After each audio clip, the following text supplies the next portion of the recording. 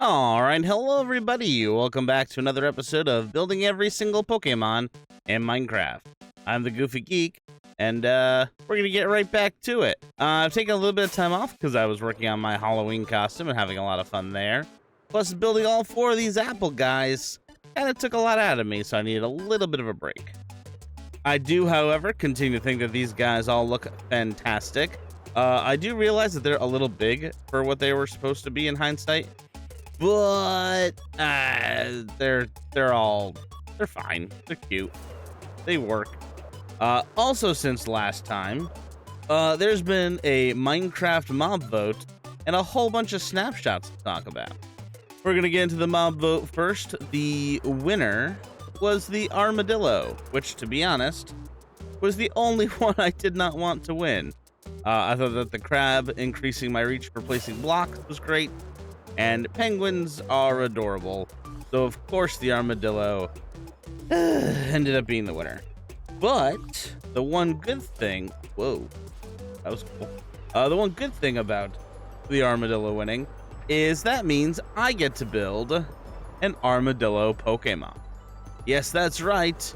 And we're gonna be in the same direction as the as the giant farm I need to make. So, I've got a spot cleared out here, ready to go. Let's build an armadillo.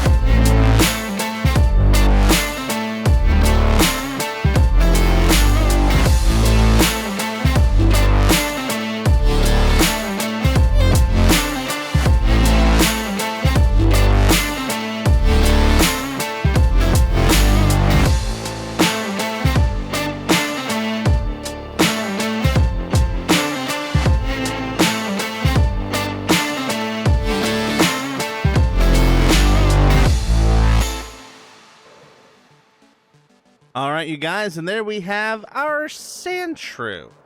I do think that I've messed up the nose just a little bit, but otherwise I do think he looks really, really cute. Yeah, I think overall he looks quite adorable. In fact, actually, you know what? I just figured it out. I think his eyes are a little too close together. That could be why he looks a little bit more like Drowsy than Sandshrew. But overall, I do think he looks very good. I have him just past Ferrothorn here, and just below Wingull.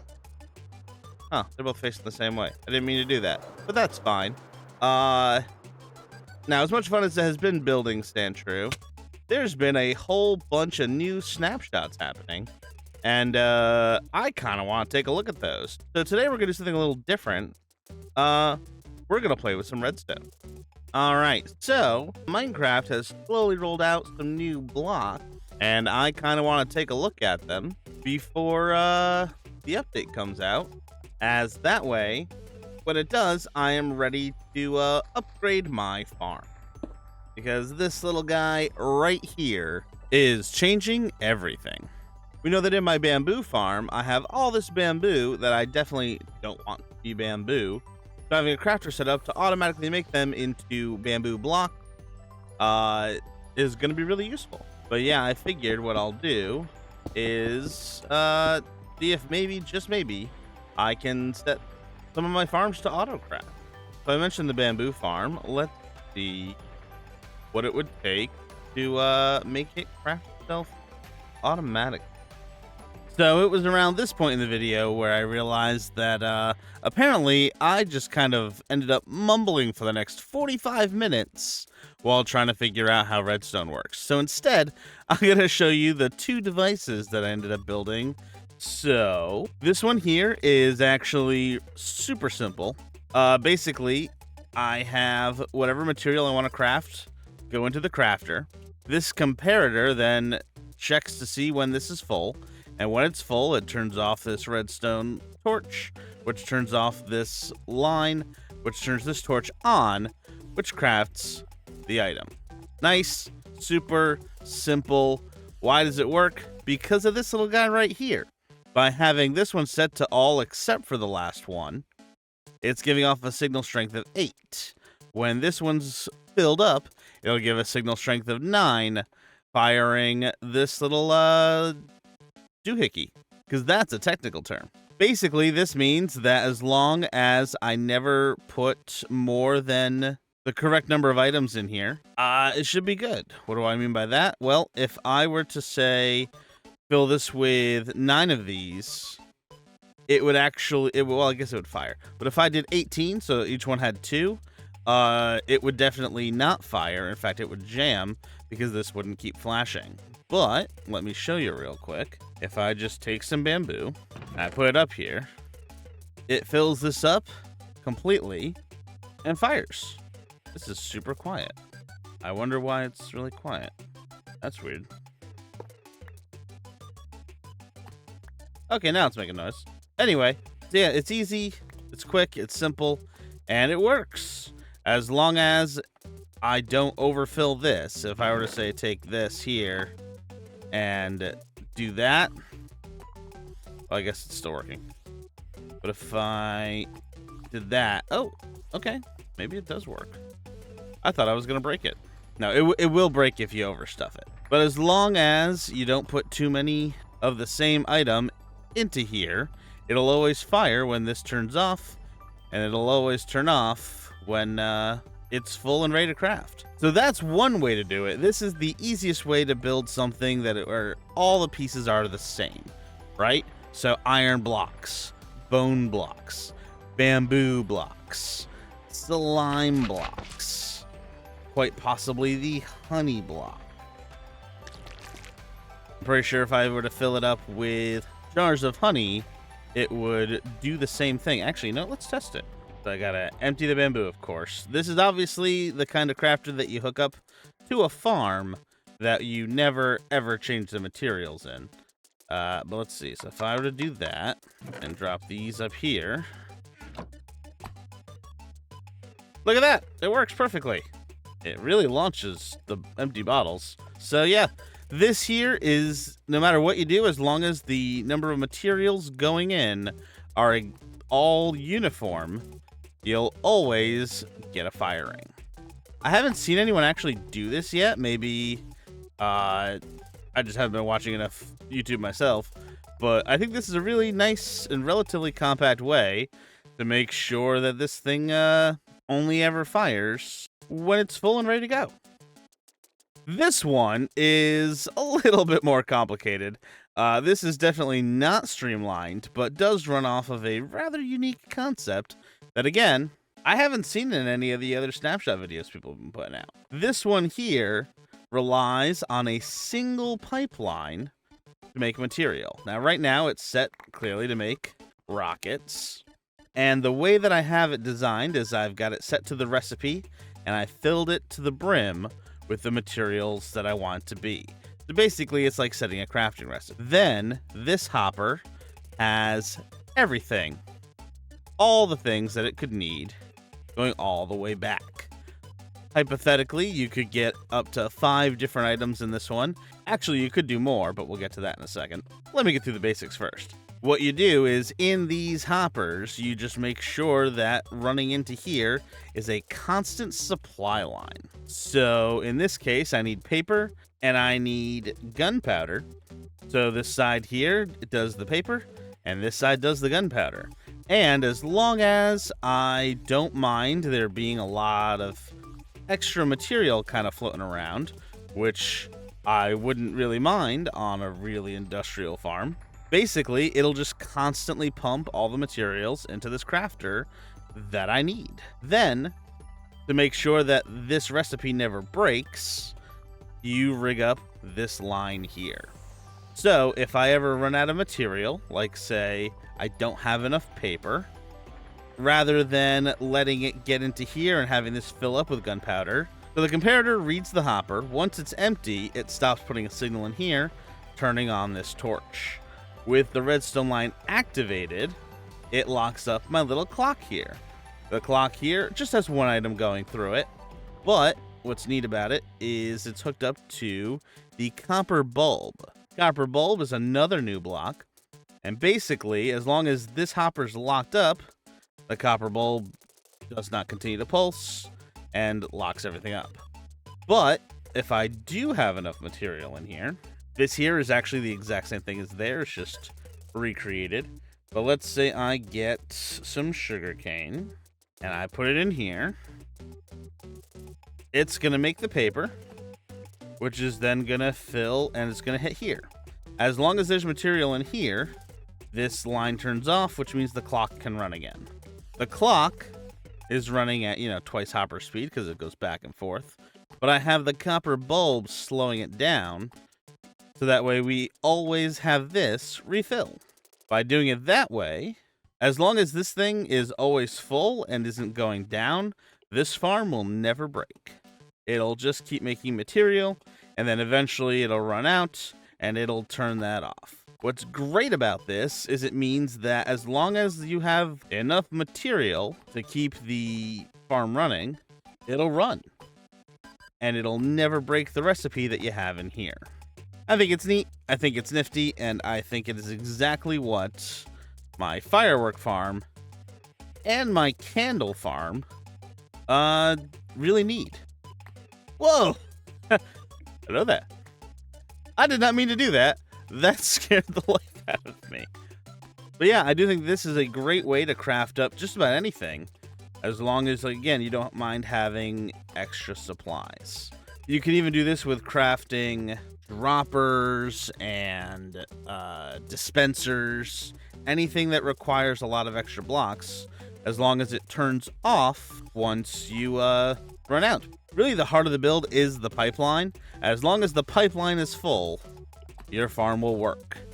Which means that hypothetically, I could have this be all cobblestone running into here, and then have I guess you might need a second line for something like, say, a dispenser, because then you'll need something to turn the bows off automatically. I kind of want to work on that. Hang on one second. Let me build that one real quick. The way that this one works for dispensers is we have our pipeline once again running directly into the thing. We have a timer set to run slower than the crafter crafts, or rather than the crafter fills up.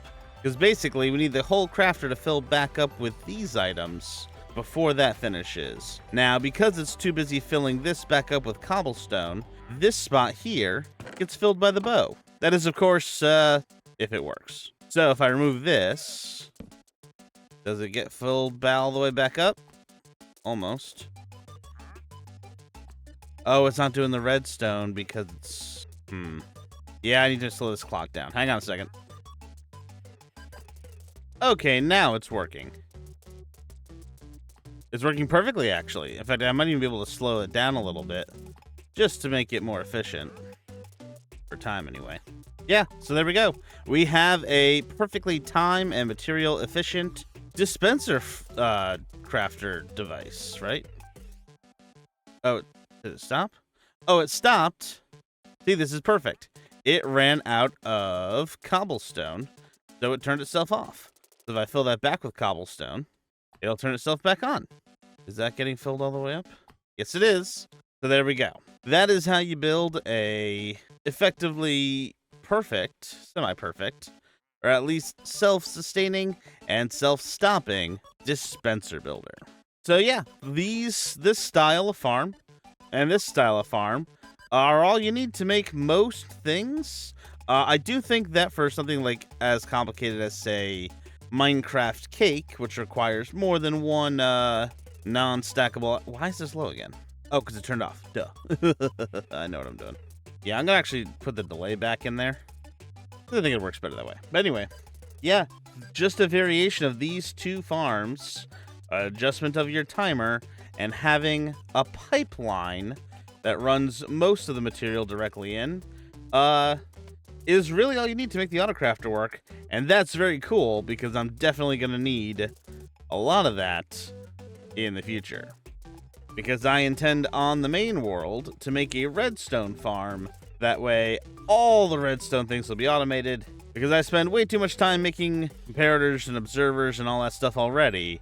Being able to automate it with any of these 3 basic farm designs is pretty darn great. And I can't wait for the real 1.21 update.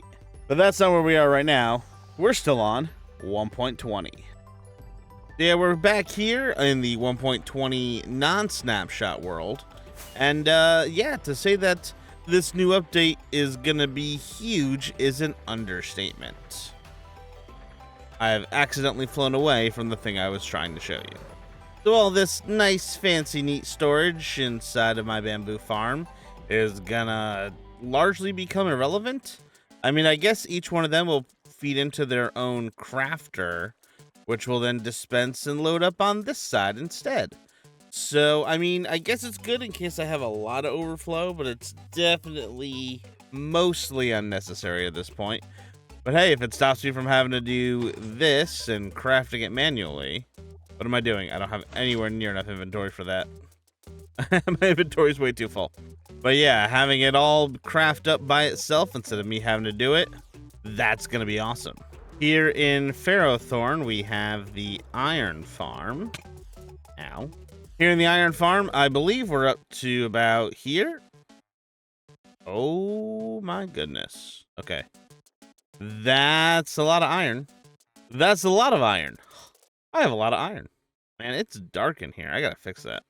But yeah, having this much storage space required to be for your iron farm, that's gonna be a thing of the past. Because I can tell you right now, when this was full, I was not looking forward to turning it all into iron blocks. So now I don't have to, and that's amazing. All of the bone meal that I get out of the moss farm is gonna be able to be turned into bone blocks easily. Even the bones from Cubone could be turned into bone blocks as well. And then, of course, we got these two, my string and wax farm. They'll just auto-make the candles for me, and then I can actually use them. As taking the time to craft the candles is definitely the primary reason I haven't used that yet. And last but not least, we've got our rocket farm. Oh, good thing we're going here, because I'm definitely out of rockets. I'd have this thing make paper automatically. I'd have it mixed with the gunpowder. And I wouldn't have to spend time making more rockets. Like I'm going to do right now. 1 second. But we'll make all those changes in a future episode. Because right now I still have a really big build that I need to do soon. And that big build is going to go right over here. But that's for next time. Because this time, we built Sandshrew. Yeah, there's definitely something wrong with his face. But I love him anyway, he's so cute. But yeah, I think next episode we're finally gonna get started on the mega farm I've been teasing for like the last 3 episodes. It's gonna go over there, gonna be real big, and I'm excited for it. But that's it for me, you guys, for this time. If you enjoyed the video and want to see more Pokemon like Sandshrew or the rest of these guys, leave a like, share, subscribe, and I'll see you in the next episode. Bye!